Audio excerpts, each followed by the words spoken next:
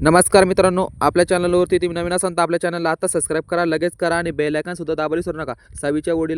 सावीच्या वडिलांचा मृत्यूला दामिनी जबाबदार आहे. दामिनीच्या सावीच्या वडिलांना असलेल्या पुराव्यासाठी त्यांच्यावर गाडी घातली आणि त्यांना दगडावर पाडून जखमी केले, ज्यामुळे गंभीर दुखापतीमुळे त्यांचा मृत्यू झाला. तर थोर घटनास्थळी पोहोचला तेव्हा त्याने सावीला साथ घातली, ज्यामुळे दामिनीचा माणूस नाना घाबरून तिथून पळून गेला. मित्रांनो, आता नाना घाबरून पळून गेलेला आहे. तर दामिनीने सावीच्या वडिलावरती गाडी घातली, हातपायावर गाडी घातली आणि सावीच्या वडिलाला खूप जखमी केलं. तर त्यांची मृत्यूदरम्यान आपल्या हॉस्पिटलमध्ये नेल्या उपचारादरम्यान त्यांचा मृत्यू झाला. तर मित्रांनो, आता दामिनीला अटक होणार का? आता दामिनीचा चेहरा थोरे समोर आला तर थोरे काय करणार? आता दामिनीने सुद्धा नाटक केलेलं आहे. तर दामिनी आता हॉस्पिटलमध्ये ॲडमिट झालेली आहे, कारण आता दामिनीला वाटत आहे की थोरे आता आपल्याला सोडणार नाही. म्हणून आता दामिनीने हॉस्पिटलमध्ये जाऊन स्वतःलाच ॲडमिट करून घेतले आणि डॉक्टरांना खोटं नाटं सांगून